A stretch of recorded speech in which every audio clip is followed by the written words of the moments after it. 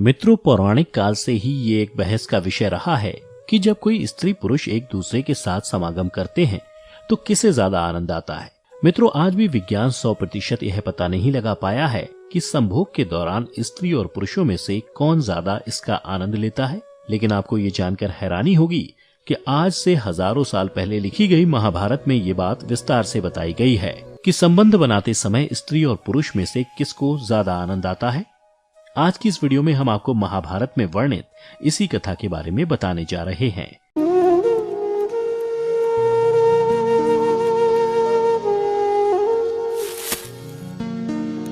महाभारत में वर्णित कथा के अनुसार एक बार पांडुपुत्र युधिष्ठिर अपने पितामह भीष्म के पास पहुंचे और उन्हें प्रणाम किया।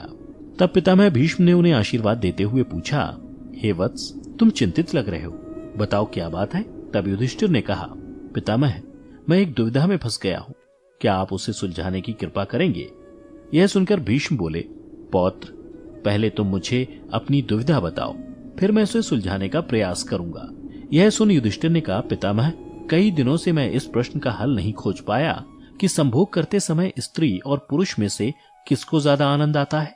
तब पितामह भीष्म ने युधिष्ठिर से कहा, पौत्र, आओ मेरे पास बैठ जाओ, फिर मैं तुम्हें इससे जुड़ी भंगस्वाना और सकरा की कथा के बारे में बताता हूँ। इसके बाद युधिष्ठिर भीष्म पितामह के निकट जाकर बैठ गए। फिर भीष्म बोले, हे धर्मराज, बहुत समय पहले भंगस्वाना नाम का एक राजा हुआ करता था। उसकी न्यायप्रियता के कारण उसकी प्रजा सदैव आनंद में रहा करती थी, परंतु दुर्भाग्य से उसकी कोई संतान नहीं थी। एक बार पुत्र की इच्छा में राजा भंगस्वाना ने एक यज्ञ का अनुष्ठान किया जिसका नाम अग्निशटुता था। क्योंकि उस यज्ञ में केवल अग्निदेव का ही आदर हो रहा था, यह देखकर देवराज इंद्र नाराज हो गए और राजा भंगस्वाना पर अपना क्रोध निकालने के लिए मौके की तलाश करने लगे। परंतु बहुत दिनों तक राजा भंगस्वाना से यज्ञ में कोई गलती नहीं हुई, जिसके बाद देवराज इंद्र का क्रोध और बढ़ गया। फिर कुछ दिनों बाद जब एक दिन राजा भंगस्वाना शिकार के लिए निकले तो देवराज इंद्र ने सोचा कि अपने अपमान का बदला लेने का यह सही समय है। और फिर जब राजा भंगस्वाना जंगल पहुंचे तो इंद्र ने उन पर सम्मोहन मंत्र छोड़ दिया, जिससे वह राजा अपना सुध-बुध खो बैठा और उस जंगल में इधर उधर भटकने लगा। सुध-बुध खो देने के कारण राजा भंगस्वाना को ना तो दिशा की समझ रह गई थी और ना ही उसे अपने सैनिक दिख रहे थे। इस तरह राजा भंगस्वाना कुछ देर बाद अपने सैनिकों से बहुत दूर चले गए। राजा को अब प्यास भी लगने लगी थी। फिर उसे एक छोटी सी नदी दिखाई दी जो बड़ी ही सुंदर लग रही थी। नदी को देखकर राजा उसकी ओर बढ़ा और फिर पहले उसने अपने घोड़े को पानी पिलाया और खुद पानी पीने के लिए नदी के पानी में प्रवेश किया। परंतु राजा के पानी में प्रवेश करते ही उसका शरीर धीरे धीरे बदलने लगा और देखते ही देखते राजा भंगस्वाना एक स्त्री में बदल गया, जिसके बाद राजा भंगस्वाना को खुद पर शर्म आने लगी और वह जोर जोर से रोने लगा। उसे यह समझ नहीं आ रहा था कि आखिर किस कर्म के कारण उसके साथ यह सब हुआ है। फिर भंगस्वाना मन ही मन ईश्वर से कहने लगा, हे प्रभु, आपने ये कैसा अनर्थ कर दिया है। इस रूप को लेकर मैं अपने राज्य वापस कैसे जाऊंगा। अभी कुछ दिन पहले ही मुझे अग्निशटुता यज्ञ से 100 पुत्रों की प्राप्ति हुई है, उनसे मैं क्या कहूंगा। और तो और महल में मेरी रानी मेरी प्रतीक्षा कर रही होगी, उनके सामने इस रूप में कैसे जाऊंगा। हे ईश्वर, आपने तो मुझसे राजपाट के साथ साथ मेरा पौरुष भी ले लिया, साथ ही मेरी प्रजा का क्या होगा। फिर काफी देर तक इस तरह से विलाप करने के बाद वह राजा अपने राज्य वापस लौटा। उधर राजा भंगस्वाना ने जब स्त्री रूप में अपने राज्य में प्रवेश किया तो उसे देखकर सभी लोग हैरान हो गए। फिर उसने राजमहल जाकर अपने सभी सभासदों की सभा बुलाई और उन्होंने अपने पुत्रों और मंत्रियों से कहा, मैं अब राजपाट चलाने लायक नहीं रह गया हूँ, इसलिए आप सभी मिलकर इस राज्य को चलाइए और ये भी ध्यान रखिएगा कि मेरी अनुपस्थिति में मेरी प्रजा को कोई कष्ट ना हो। मैं अपना बाकी का जीवन वन में बिताऊंगा। इतना कहकर राजा भंगस्वाना अपनी रानी से जाकर मिले और फिर वे जंगल की ओर चले गए। वन में जाकर स्त्री रूपी वह राजा एक तपस्वी के आश्रम में जाकर रहने लगे। फिर कुछ सालों बाद उन्होंने उस तपस्वी के कई पुत्रों को जन्म दिया और जब वे बड़े हुए तो राजा भंगस्वाना उन्हें अपने राज्य ले गए और वहां जाकर पहले से मौजूद अपने पुत्रों से कहा, जब मैं पुरुष था तो जैसे तुम सभी मेरे पुत्र हो, वैसे ही मेरे स्त्री रूप में भी ये सभी मेरे पुत्र हैं।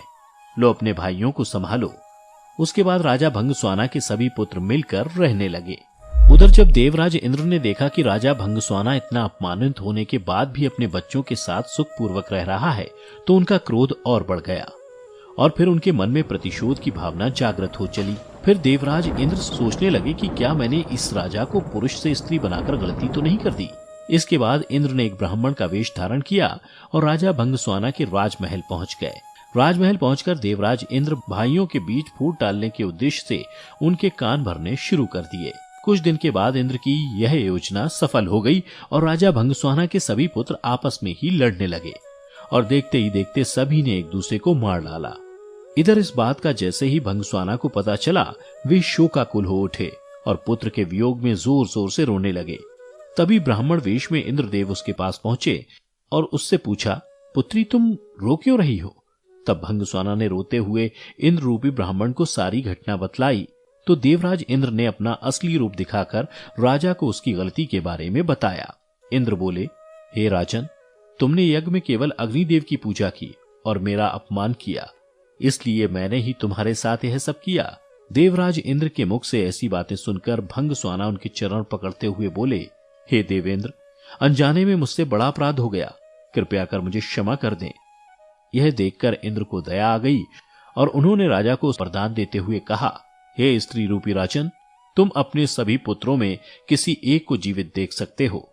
तब भंगस्वाना ने कहा, हे देवेंद्र, अगर ऐसी बात है तो मैंने स्त्री रूप में जिन पुत्रों को जन्म दिया था उनमें से किसी एक को जीवित कर दीजिए। यह सुन इंद्र हैरान हो गए और फिर उसका कारण पूछा। तो भंगस्वाना ने कहा, हे देवेंद्र, स्त्री का प्रेम कभी भी पुरुष के प्रेम से बहुत अधिक होता है, इसलिए मैं अपनी कोख से जन्मे पुत्र का जीवन दान मांगती हूँ। राजा भंगस्वाना की बातें सुनकर इंद्र प्रसन्न हो गए और उन्होंने राजा के सभी पुत्रों को जीवित कर दिया। फिर उन्होंने राजा भंगस्वाना को पुरुष रूप में परिवर्तित वरदान दिया, परंतु स्त्री रूपी राजा भंगस्वाना ने इंद्र से कहा, हे देवराज, मैं स्त्री रूप में ही खुश हूँ और अपने जीवन के अंत तक स्त्री ही रहना चाहती हूँ। यह सुनकर इंद्र ने उससे पूछा, राजन, तुम पुरुष बनकर अपना राजपाट नहीं संभालना चाहते?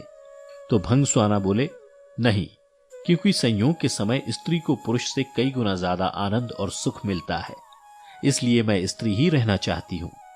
यह सुनकर इंद्र ने तथास्तु कहा और वहां से अंतर्ध्यान हो गए। इस तरह कथा समाप्त होने के बाद भीष्म ने युधिष्ठिर से कहा कि हे पौत्र, अब तो तुम्हें समझ आ गया होगा कि स्त्री को संभोग के समय पुरुष से ज्यादा आनंद आता है। तो मित्रों, उम्मीद करता हूं कि आप भी युधिष्ठिर की तरह इस बात को समझ गए होंगे कि संभोग के समय स्त्री और पुरुष में कौन ज्यादा आनंद प्राप्त करता है। अगर समझ गए हो तो नीचे कमेंट करके जरूर बताएं। फिलहाल आज की वीडियो यहीं समाप्त होती है। अब हमें इजाजत दें। वीडियो को अंत तक देखने के लिए आपका बहुत बहुत शुक्रिया।